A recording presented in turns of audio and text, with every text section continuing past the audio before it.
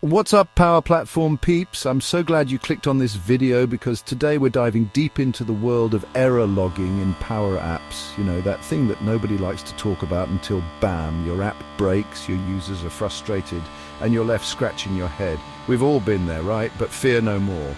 We're going to demystify error logging and arm you with 6 powerful techniques to wrangle those errors like a pro. Get ready to say goodbye to those frantic debugging sessions and hello to smooth sailing in the world of Power Apps. Let's get started. Alright, let's talk about the foundation of error logging, storing those errors somewhere you can actually find them. We're talking about creating a dedicated home for your app's error messages, and luckily, Power Apps gives us a few options. You can spin up a SharePoint list, leverage the robust Dataverse tables, or even keep it simple with an Excel file. It's all about what works best for your specific needs. The key here is to think about the data you need to capture. We're talking about the error message itself, of course, but also things like the screen name where the error occurred, the specific function that threw the error, who the unfortunate user was, and a timestamp to keep everything organized. And the best part? We'll use the trusty patch function in Power Apps to send those errors straight to their new home. Now, you might be thinking, Shane, I've used try-catch blocks in other programming languages, but I don't see that in Power Apps. What gives? And you'd be right, Power Apps doesn't have a traditional try-catch, but don't worry, we've got a workaround for that. We're going to simulate error handling using the if-error function. This little gem allows us to anticipate potential errors in our functions and gracefully handle them without bringing the whole app to a screeching halt. Think of it like this. You're about to walk across a frozen lake, but you're not sure if the ice is thick enough. The if-error function is like bringing a sturdy stick to test the ice as you go. If the ice breaks, you've got your stick to keep you from falling in. Same idea here. Okay, so we've got our errors nicely logged to a data source, but wouldn't it be great if we could centralize those logs and maybe even get notified when something goes wrong? Enter Power Automate, your error handling superhero.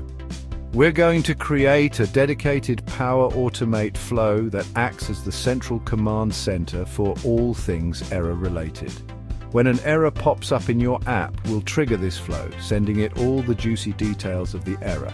From there, Power Automate can spring into action, storing those error details in a database, shooting you an email notification, or even sending a message to your team's chat in Microsoft Teams. Talk about proactive error management.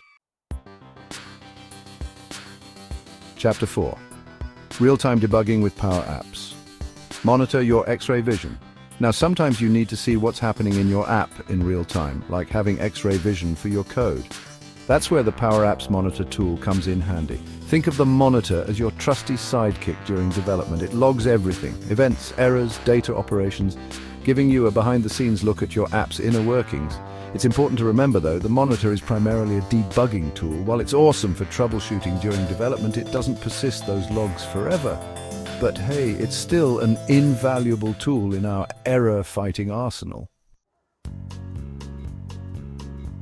Chapter 5. Keep your users in the loop optional. The power of feedback. Okay, so we got our error logging down pat, but what about our users? They're the ones interacting with our apps, so let's make sure they have a good experience even when things go wrong. This is where user feedback comes in. We can use the notify function in Power Apps to display a friendly message to the user if an error occurs. Something like, whoops, something went wrong, please try again later. This simple act of communication goes a long way in providing a better user experience. After all, no one likes to be left in the dark. Chapter 6. Error propagation for forms handling submissions like a pro. Alright, let's talk about forms. Forms are a crucial part of many Power Apps, but they can also be a breeding ground for errors if we're not careful. Luckily, we can use the on-failure property of a form to gracefully handle any errors that might pop up during submission. For example, if someone forgets to fill out a required field, we can use the on-failure property to display an error message and prevent the form from submitting. And of course, we can use our trusty patch function to log those form errors to our data source, capturing all the important details like the error message, user information, and a timestamp. And there you have it, folks. 6 powerful techniques to master error logging in your Power Apps. Remember, effective error logging is like having a superpower. It helps you build more robust, user-friendly apps that can handle whatever the world throws at them. So go forth, implement these techniques, and watch your Power Apps skills soar to new heights. And hey, while you're at it, why not hit that subscribe button and join the awesome community of Power Apps creators here? We've got tons of tips, tricks, and tutorials to help you on your Power Platform journey. Until next time, keep building amazing apps, and I'll catch you in the next video.